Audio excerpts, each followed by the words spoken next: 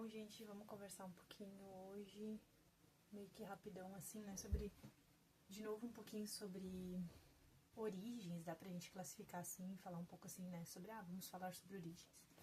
Mas falar também sobre a questão do nosso contentamento, ou, para ser mais assertiva, descontentamento, daquilo que a gente vê hoje como parâmetro, enfim, modelo de satisfação, de alegria, de plenitude para nós, né, que somos aí ativistas da produtividade excessiva, da beleza excessiva, dos alinhamentos excessivos, das convicções excessivas, da questão de emitir opinião excessivamente.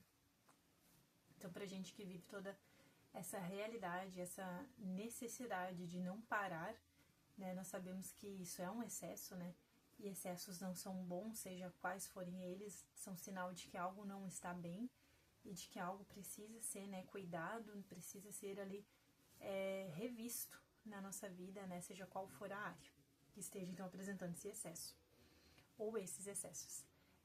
Nós temos assim hoje, né, uma realidade muito mais acelerada, uma dinâmica extremamente acelerada, né, comparado àquilo que era na época da nossa infância. Eu digo agora para o pessoal 30 mais, 35 mais. Né? Nós sabemos que a nossa infância, a régua que nós tínhamos ali, a ideia de satisfação, de felicidade, de tranquilidade era algo muito mais atingível, algo muito mais possível de nós termos do que comparado aos dias de hoje. Então, até no outro vídeo que eu falei sobre origens, eu até mencionei essa questão de que a questão de contentamento, de satisfação hoje para um adolescente é algo muito disparadamente, muito distante daquilo que era contentamento para, por exemplo, o pessoal da minha geração, para quem foi adolescente lá na minha geração, ali anos 2000. Isso a gente sabe muito bem que é muito diferente, nossa, é gritante, é um abismo assim, imenso do que a gente tinha naquela época de acesso à informação, de recurso, opção de lazer, enfim, né, para comparado hoje. Hoje nós somos a todo instante ali, como até eu sempre falo, né, na tela, a gente tem na tela o mundo à nossa disposição, a todo instante a gente tem, né, acesso à informação, e isso não é negativo, ter acesso à informação, mas nós, né, aí adolescente anos 2000, virada de 90 para 2000, criança noventista, né, a situação que nós vivíamos, apesar de nós não termos acesso a tudo isso, né, nós tínhamos então que aguardar, nós tínhamos que ter paciência, né, as coisas eram pausadas, né, eram divididas, e assim nós vivíamos, né, com mais sensação de viver um dia de cada vez do que agora, porque agora nós temos muita informação, muita informação, ao ponto de nós nos sentirmos desgastados. E nós que viemos lá dessa geração aí, que eu tô falando até aqui, nós não tínhamos sido alfabetizados digitalmente antes da alfabetização padrão. E isso é muito positivo, né? Então eu, como criança, anos 90, ali, criança noventista, que atravessei ali a viradinha ali, né, 90, 2000, nós éramos alfabetizados, né, e nós tínhamos que sair da escola, né, enfim, lendo, escrevendo, enfim, com uma fluência. Só que hoje nós vemos que a nossa sociedade, não só as crianças em período, né, de aprendizado, período escolar, né, não só eles, mas inclusive os adultos, nós somos, todos nós, né, estamos incluídos nisso, e nós somos principalmente alfabetizados digitalmente primeiro, então aí existe um analfabetismo funcional gigante, uma dificuldade imensa em interpretação de texto, interpretação de algo que se leia, que se veja, enfim, uma dificuldade imensa de termos uma comunicação clara e efetiva, porque a todo instante vem informação na nossa tela, notificação sem parar, o mundo está à nossa disposição, mas isso é tão paradoxal, isso é tão estranho, porque como que pode o mundo estar ali na altura dos nossos olhos, né, nessa tela que a gente carrega como extensão do nosso corpo, ao todo instante essa tela nos acompanha, mas ao mesmo tempo nós não conseguimos compreender uma mensagem que alguém nos comunica. Nós não conseguimos ouvir e digerir essa informação que chega através da nossa audição.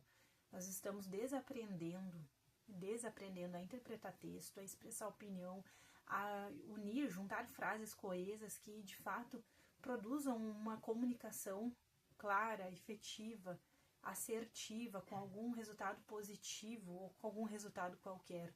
Não é mais tão simples assim hoje nós desenvolvermos uma conversa com alguém. Quer um exemplo? Vai lá e comenta algo numa rede social, ou para ler os comentários em algum post em qualquer rede social aí. Sempre vai ir pro lado da peleia, da discordância, porque foi comunicado que hoje terá bolo às 9 horas, por exemplo. E aí vai ter alguém que vai falar, eu não gosto de bolo. O outro vai dizer o que vai ter às 9 horas e o outro vai dizer, para piorar, o que vai ter e que horas. Então as pessoas falam, eu não gosto de bolo, e o outro vai lá e já comenta, mas o que tu tem contra o bolo? O que tu tem contra nós que gostamos de bolo? Então não é mais possível, como eu, quando criança, era acostumada a estar numa rodinha ali, ou adolescente, pra gente conversar. Hoje não é mais conversa. Hoje é tudo peleia, é um arranca-rabo sem fim. E o pior, as pessoas se degladiando, as pessoas se discordando sem conseguirem ter, infelizmente, muitas a capacidade de interpretação. Então nada é mais coeso, não é um raciocínio organizado, não tem frase que encontra frase.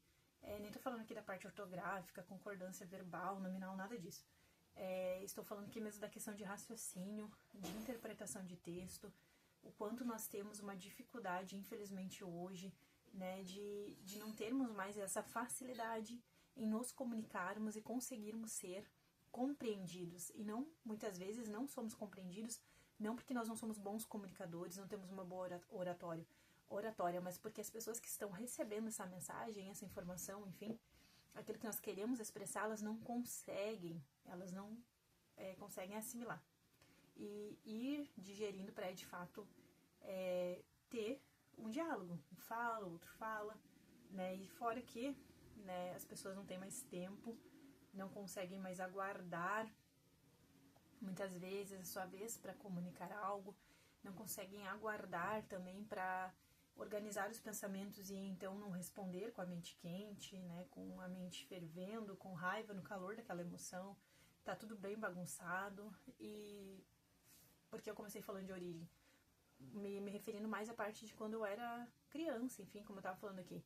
Quem veio lá dos anos 90, sei lá, antes dos anos 80, como criança, sabe que a gente conseguia conversar com os nossos colegas de sala de aula, com os nossos amigos, conseguíamos conversar com as pessoas, conversar, sem a necessidade de uma agressão verbal, muitas vezes, sem a necessidade de ficar numa defensiva, de se sentir atacado e ser atacado, como hoje em dia é assim. Na rede social é uma arena, é uma terra sem lei, né? Nas redes sociais, enfim, isso acontece a todo tempo, as pessoas não conseguem mais dizer eu gosto de bolo, tudo bem, tu gosta de bolo, eu não gosto. É sempre naquele tom, né, de ataque, naquele tom desnecessário, negativo, ruim, porque mudou radicalmente a maneira como as pessoas enxergam as situações, a maneira como as pessoas interpretam e a maneira como as pessoas desaprenderam a ouvir e a expressar o que pensam e o que sentem. É preocupante. Então, quando nós éramos crianças lá nos anos 90, 80, não sei, nós éramos muito livres, porque nós não estávamos ligados a nenhuma tela, a nenhuma notificação, a nenhum like, curtida, a nenhuma manutenção de perfil, de imagem, nada disso. Nós vivíamos o momento, nós só sabíamos, por exemplo, o que tinha acontecido na nossa casa no final do dia, ou depois da nossa aula, quando a gente retornava para nossa casa. Não tinha nada, nenhuma tela nos prendendo a um outro momento e nos roubando presente. Então, eu fico pensando muitas vezes o quanto isso é delicado, porque parece que as gerações e todos nós estamos entrando numa onda de emborrecimento, né, em várias esferas, né, do não saber falar, do não saber escutar, do não saber responder, do não saber sentir, do não saber olhar para a pessoa que está ali naquele momento, naquele mesmo espaço que a gente, e não conseguir silenciar não somente as notificações do nosso celular, mas silenciar a velocidade, aquele navio de pensamentos que está ali, né, passeando na nossa mente, que nos tira o foco, porque a gente está ao invés de estar curtindo, vivendo aquele momento presente, a gente está pensando muitas vezes naquela notificação que está ali a toda hora aparecendo na nossa tela, ou naquilo que a gente tem que fazer, porque realmente o ritmo é acelerado hoje em dia, e já está pensando no trânsito, e olha o horário, a gente vai pegar, né, um fluxo ali, uma tranqueira no trânsito, como é que vai fazer, tem que correr e pegar as crianças, né, tem conteúdo da faculdade atrasado, do curso, sei lá. Mas é que a gente tá sempre pensando pra lá. Claro que desde que o mundo é mundo existe, né, essa questão da ansiedade. Isso acompanha o ser humano, faz parte, né, do mecanismo do ser humano de defesa.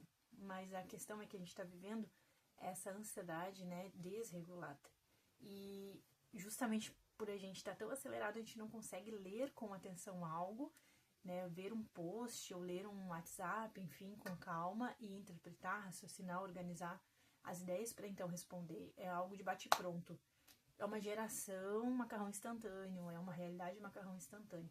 E a gente que foi criança, né, como eu falei, lá, longe de rede social, né, longe de tudo isso, né, todas essas plataformas, longe de tudo isso, de viralizar, de like, de dancinha, nós éramos muito livres. A gente era livre para brincar na rua, para brincar no pátio, para brincar com um amiguinho, com a amiguinha.